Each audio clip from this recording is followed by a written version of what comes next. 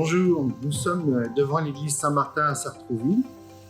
Ce que vous avez pu observer actuellement sur l'église, c'est qu'on a monté une grande structure d'échafaudage avec une grande bâche blanche, de façon à permettre la restauration de la flèche en pierre.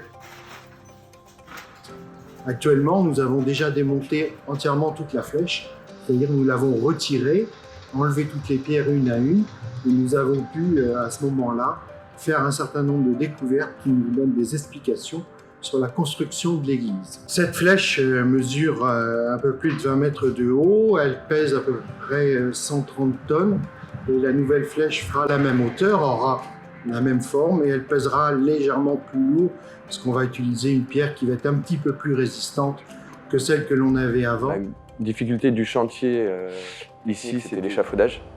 Parce que c'est un échafaudage où forcément il ne fallait pas qu'il repose sur la flèche qui allait être démontée. Donc il fallait qu'il soit autoportant. Et ça, c'était un premier défi technique. Et ensuite, donc là, pour remonter la flèche, c'est de se relier à l'ancien pour essayer de retrouver un octogone parfait qui ne l'était pas à l'origine.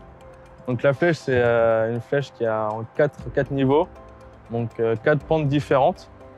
Elle est constituée de 110 tonnes de pierre environ, donc c'est monumental. On commence avec des pierres qui font entre 700 à 900 kg, jusqu'à des modules qui sont beaucoup plus petits, qui font jusqu'à 15 cm d'épaisseur, tout en haut, donc c'est pas beaucoup. Pas mal de découvertes, surtout sous la flèche, au niveau des contreforts, qui étaient eux complètement sous du béton, qui a complètement pourri les pierres. Quand on a retiré ce béton-là, on s'est aperçu que les contreforts étaient en très mauvais état, avec beaucoup de fissures, des fissures jusqu'à plus de 20 cm. Au cours du démontage et des investigations qu'on a fait sur l'église, on s'est rendu compte qu'au cours des siècles, il y avait eu des transformations de cette église. Il faut qu'on comprenne en fait toutes ces transformations pour pouvoir repartir sur de bonnes bases, remonter le clocher. Donc le clocher, c'est le tambour et la flèche à neuf. On a compris un peu comment fonctionnait le bâtiment. Et on a consolidé tout ce qui est la partie qui est sous le tambour. Et aujourd'hui, on commence à reposer le tambour. Et puis après cette étape, il y aura la flèche qui sera montée. L'objectif, c'est de la finir pour la fin de l'année. Depuis la construction de l'église au XIe siècle, la flèche a déjà été démontée une seule fois.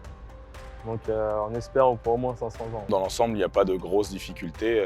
C'est juste qu'on a un chantier vraiment avec plusieurs techniques de construction. Le type de matériaux qu'on utilise sur ce genre de chantier dans la restauration de monuments historiques, c'est majoritairement du chêne. On essaie de respecter les différents matériaux qui ont été posés aux différentes époques. La tourelle qui date du 19e, elle a été faite en sapin, on va la restaurer en sapin.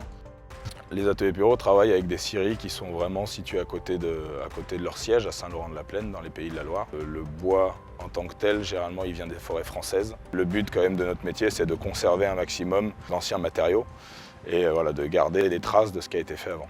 C'est un beau chantier, puisque c'est un produit du patrimoine. Et donc voilà, il n'y a pas de réelle complexité technique sur ce chantier.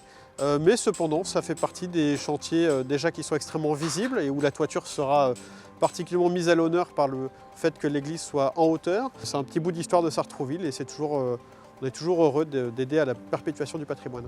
Vous avez l'abside, qui est la partie arrondie de l'église au niveau du chœur, donc qui est la partie la plus complexe. Après, on a les nefs et les bas-côtés et la partie sacristie qui sont ce qu'on appelle du plein carré, c'est-à-dire des ouvrages qui sont pas extrêmement complexes à réaliser. Intervention un peu haute, ce sera la mise en place de la croix au sommet de la flèche en pierre. On va faire une étanchéité en plomb au niveau de la base de la croix, c'est-à-dire la pénétration de la croix dans la pierre pour gérer l'étanchéité et que ce soit pérenne dans le temps. A priori, l'essentiel des problèmes ont été anticipés, donc on n'aura pas de soucis sur ce chantier, on touche du bois. C'est un chantier spécifique aussi ici parce que on a pris le chantier, l'église dans son ensemble. C'est une restauration complète de l'église, donc ça c'est pareil, c'est assez original et en même temps hyper gratifiant. C'est un chantier qui dure longtemps, qui a commencé en janvier 2022 et qui va sans doute se terminer en 2023, voire 2024.